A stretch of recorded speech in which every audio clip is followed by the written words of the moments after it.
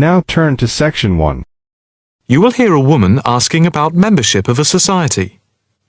First, you have some time to look at questions 1 to 4.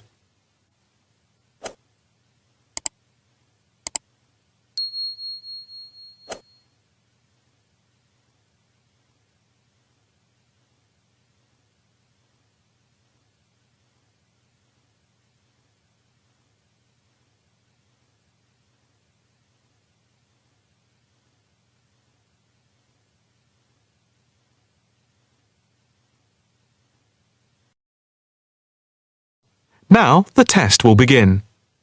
You should answer the questions as you listen, because you will not hear the recording a second time. Listen carefully and answer questions 1 to 4. Hi. I'd like some information about joining the International Arts Society. That's no problem. What exactly can I help you with? First of all, I'd like to know about the membership fee. Well, there are 2 types of membership. Can you tell me what they are? First, there is lifetime membership, which means that you can have access to all the facilities at the Society itself and all exhibitions. Plus, you can have discounts to various events at affiliated arts organisations here and abroad. And on top of that, you can use the lifetime members' room. How much is that type of membership? Well, the lifetime membership fee is £1,537. OK. It's rather a lot to pay in one go. What about the other membership? The ordinary membership, that's £193 per year.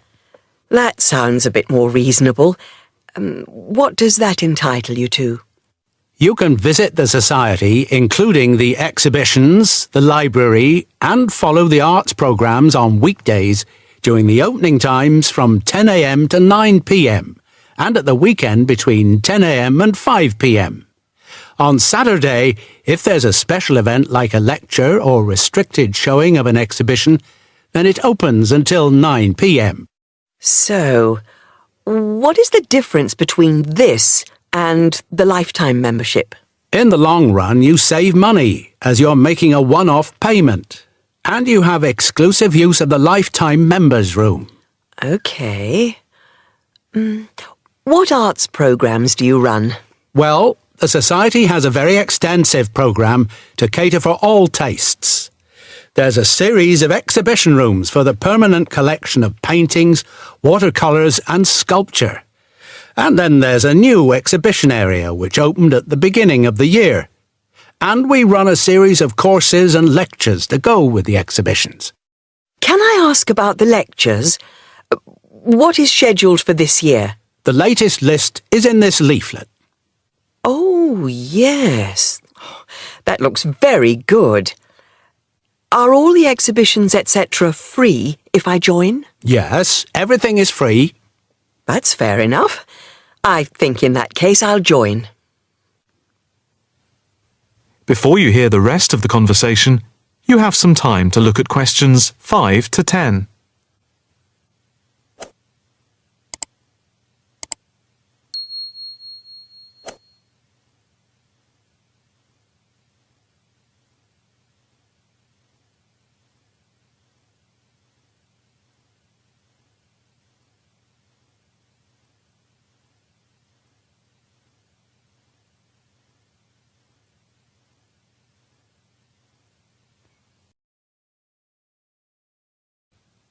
Now listen and answer questions 5 to 10. I just need to take your name, address and telephone number. First, your name. Margaret Rochester. I take it that's Rochester. Yes, that's it. And the address? It's 55 Stone Avenue. OK. Avenue. And the postcode? Let's see. It's MA7 4PQ. And a daytime telephone number? Can I give you my work number? Yeah, that's fine. It's 0207 895 2220 and the extension is 6633. Can I pay by credit card? Yes, of course. Do you want to pay for the full year at one time or by monthly instalments? You pay £4 extra a month if you pay by instalments. OK. I think I'll pay by monthly instalments. Right. If you just complete this form, then we can set up the monthly payments. OK. If you just put your PIN number in the machine, I can deduct the first month's payment. Right. That's gone through. Here's your card. I now just need to take your photograph over here, and then I can put it on your membership card. OK. That's it. I'll just print out your membership card. Right, here you are. Thank you. By the way, can I bring any friends to the Society exhibitions and lectures? With the ordinary membership, we can issue a day pass once a fortnight, which allows you to bring a friend in. But you have to accompany them. Thank you. Can I go in now? Yes. You just swipe your card here. That is the end of section 1. You now have half a minute to check your answers.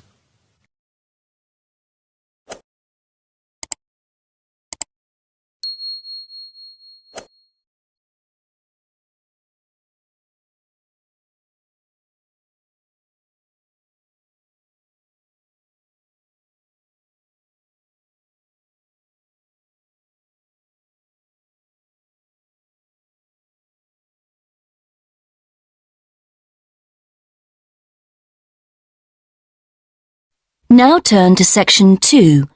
You will hear some information about a medical museum in London called the Hunterian Museum, which is part of the Royal College of Surgeons. First, you have some time to look at questions 11 to 15.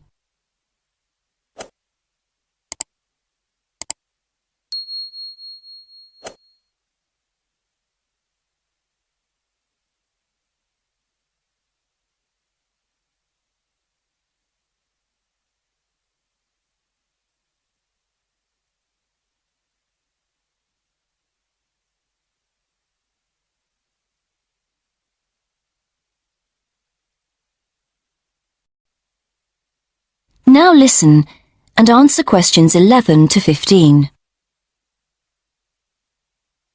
Good evening. I'm here to tell you about the Hunterian Museum in London, which is part of the Royal College of Surgeons. Although a medical museum, it is open to the general public. The museum specialises in the history of the study of anatomy, and especially the work of John Hunter in the 18th century. If you would like a free guided tour of the museum, then come along at 1 o'clock any Wednesday. Spaces on the tour are limited to 25 though, so it's best to reserve a place by phone, and these tours are for individual members of the public, families, and small groups of friends only. Tours for groups of school students can also be arranged, and these are also free of charge. Teachers are encouraged to make a donation of around £3 per student if they can afford it, but this isn't obligatory. What teachers must do, however, is phone to agree a time in advance, as only one school party is allowed in at a time. Then there's an online booking form which you can use to confirm the booking. Or just send a letter if you prefer. For older students and adult groups, we provide more specialised tours, and these cost £100 for a short tour of 30 minutes, or if you want a slightly longer one, it's £130 for 45 minutes.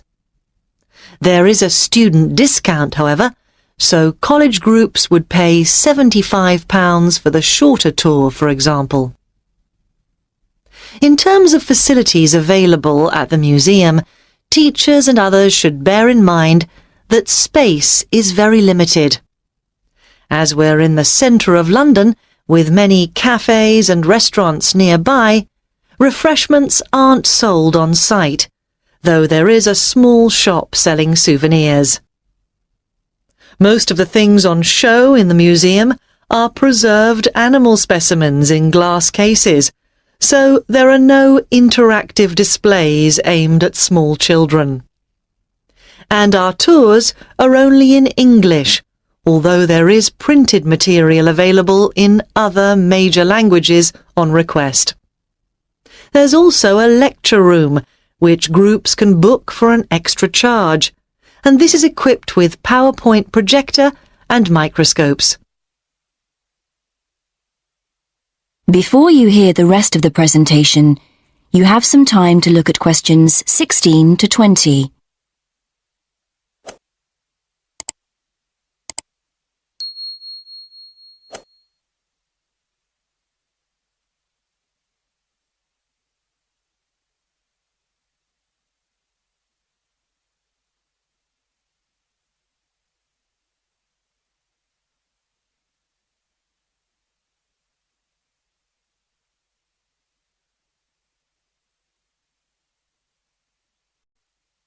Now listen and answer questions 16 to 20. Next, a bit about the history of the museum and the preserved animal and plant specimens you can see there. The museum's named after John Hunter, who was a pioneer in the study of anatomy. He was among the first to understand that the study of other animals could tell us a lot about how the human body works. John Hunter was born in 1728 and came to London to work as an assistant in an anatomy school in 1748. Here John did his training in the study of human anatomy. It was after 1760, however, that he turned his attention to animals. That's when he became a surgeon in the army, spending 3 years in France and Portugal, where he started collecting and preserving animal specimens such as lizards. On his return to London in 1763, Hunter set up in private practice and started to build up his collection of specimens.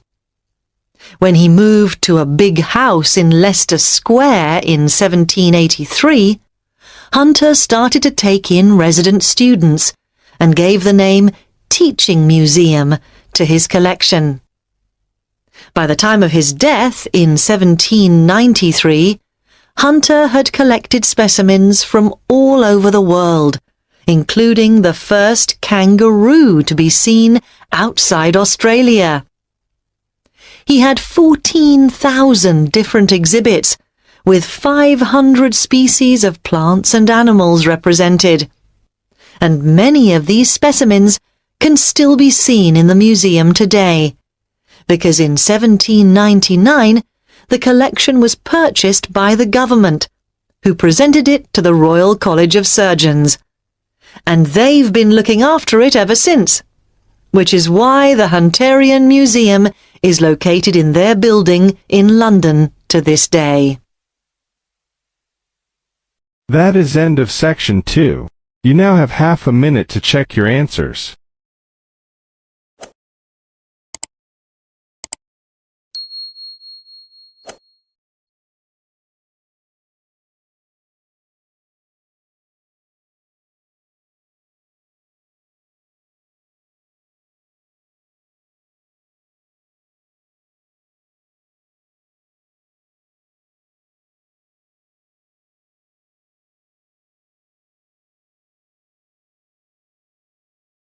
Now turn to Section 3.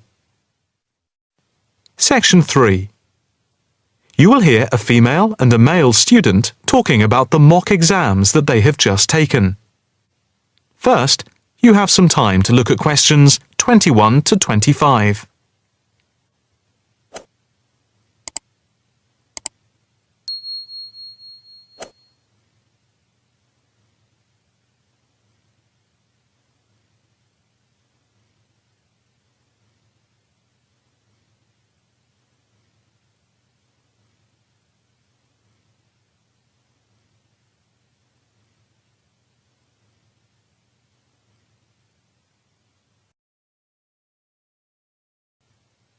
Now listen carefully and answer questions 21 to 25. So, what did you think of the practice exams last week? You mean the mock exams? Yeah. I thought some of them were tough. They were certainly hard and generally they were very long. Yeah, they were spread over a whole week, which made it impossible to relax. Exactly. But what did you think of each test? Of the 7 exams we did, the least enjoyable for me were the 2 3-hour essay papers. Why didn't you like the essay papers? I'm not particularly good at writing things down like that in a short space of time.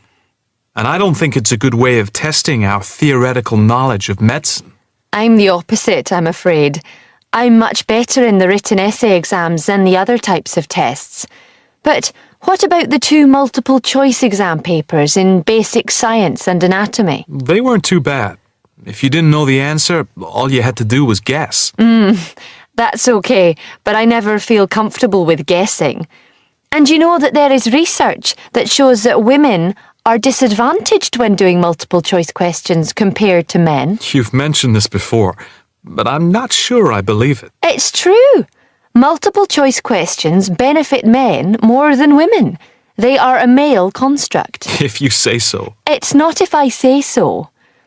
Anyway, you have to be careful with multiple choice questions because of the negative marking. That can really bring the score down if you keep guessing and get all of the guesses wrong. It's double negative. Yeah, that is a danger. What about the role play? Did you like that? Yeah, with the actors and actresses as simulated patients.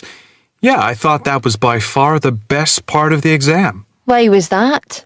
What I liked about it was during the 24 test stations, we had a chance to show what we know about communicating with patients and show our practical medical knowledge, etc. Yes, I think I agree with you there. I enjoyed all of the stations, but I can tell you I was tired at the end. I have done a practice exam with 12 test stations, but not 24. It was exhausting, but also exhilarating. I agree completely. It lasted nearly 4 hours in total with the break. Before you hear the rest of the conversation, you have some time to look at questions 26 to 30.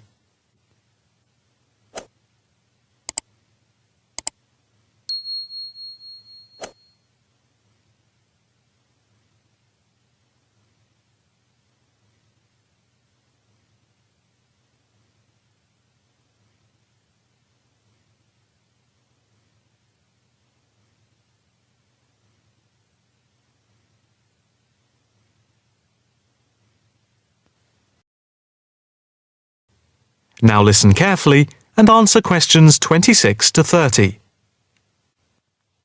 What did you think of the other 2 exams? The 2 problem-solving tests? I didn't think I was going to handle them very well. But in the end, I think they went better than I thought they would. What I liked most was the test where we had to work in groups of 4, and to solve a problem we had to prioritise actions. That was very interesting. I'm not sure I did very well in that, though. Did you feel comfortable being in a group of 4 and having 4 examiners watching you as you discussed the problem? We did practice it several times before. You learn to forget that someone is watching you.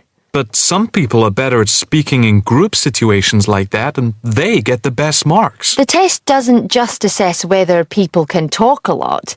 It's about showing you can listen, organise your thoughts, and then show you can be part of a team, allowing other people to speak. Well, we'll have to see how it goes. When do the results of the mocks come out? They said next week, and then it's the finals 2 weeks later. Yeah, we've got that to look forward to. What is the policy on resits? Why? Are you planning to fail? No, but Well, you know what I mean. The resits are held in September, and if there is any problem after that, it goes to appeal. We'll just have to make sure we don't fail any part of the whole examination. I certainly wouldn't want to do any of it again. Me neither. It's hard when you are not allowed to fail any of the exams. I bet they don't have that policy in any other subject. Probably not. That is the end of section 3. You now have half a minute to check your answers.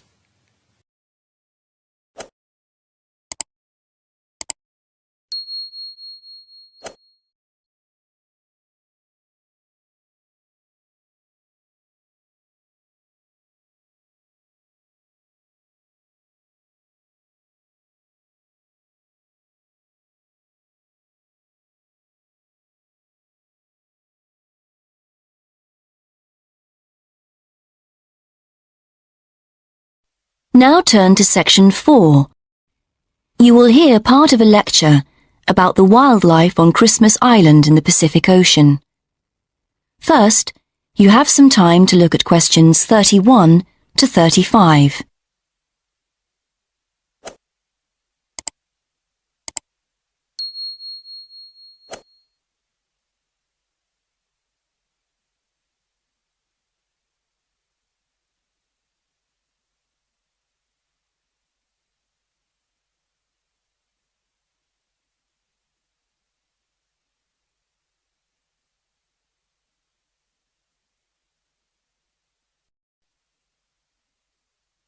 Now listen and answer questions 31 to 35.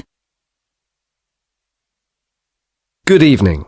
Tonight, I'm talking about Christmas Island in the Pacific Ocean and its incredible wildlife. First of all, let me explain that Christmas Island is a remote tropical island about 2,600 kilometres northwest of Australia, covering an area of 135 square kilometres with 73 kilometres of coastline. Around 85 square kilometres has now been made into a national park by the Australian government in recognition of the island's unique and threatened wildlife. Although there's great potential for tourism on the island, the most significant economic activity is currently mining, as there's a good supply of phosphates in the local rock. The role of the national park is therefore to protect the wildlife, rather than to attract visitors. Like other remote islands, Christmas Island has a number of unique and endangered species, some of which are already extinct or under threat of extinction. 2 rodent species are known to have died out, as has 1 species of bat, and a number of reptile and bird species are seriously threatened. The best known of all the island's creatures, however, are its land crabs, which are found in large numbers and which are essential to the island's ecology. And for an 18-day period each year, one of the island's 14 crab species, the red crab, becomes the centre of widespread attention as it makes its spectacular migration to the sea to breed. More about that in a moment. Aware of the need to do more to protect the fragile ecosystem on Christmas Island, the Australian government has commissioned a report from the expert working group it has set up to investigate the problem. Previous inquiries by government-appointed committees did lead to the setting up of the national park, so there is much to hope for. Before you hear the rest of the lecture, you have some time to look at questions 36 to 40.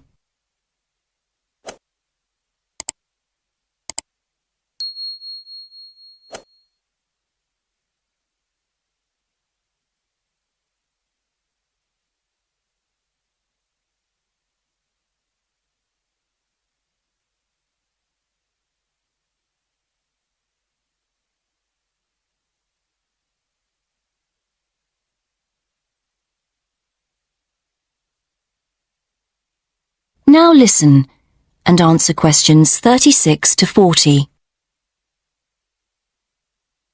So, back to the red crab, which has attracted quite a bit of media attention in recent years. The red crab is found all over Christmas Island and is vital to its ecosystem. Although they do sometimes eat snails and other smaller creatures, the crab's diet is largely made up of leaves, with the addition of flowers and seedlings when these are available. Their droppings then provide an important fertilizer for the island's soil. Also, by turning over the soil when digging the holes, called burrows where they live, the crabs help the propagation of plant species. Although you might think that an animal that goes in for mass migration would be quite sociable by nature, each red crab actually spends most of the year living alone in its burrow, and so is actually quite solitary. Each crab constructs a burrow in the earth, with one chamber inside and one tunnel entrance, and stays there most of the time, especially during the dry season. The crabs are more active in the rainy season, and that's also when the famous migration occurs. It isn't the rain that triggers the migration, however, so much as the phase of the moon and the state of the tides. Trying to predict when the migration will occur is quite difficult, as it can be as early as October or as late as December, depending on the year, although it's usually sometime in November, in fact. And when it comes, the migration is quite spectacular, with literally millions of crabs heading for the seashore at the same time. Conservationists do their best to limit the number of road casualties among the crabs by closing certain roads, encouraging car sharing, and other measures to reduce traffic, even constructing bridges for the crabs at certain key points. So before I go on to the migration itself... That is the end of section 4. You now have half a minute to check your answers.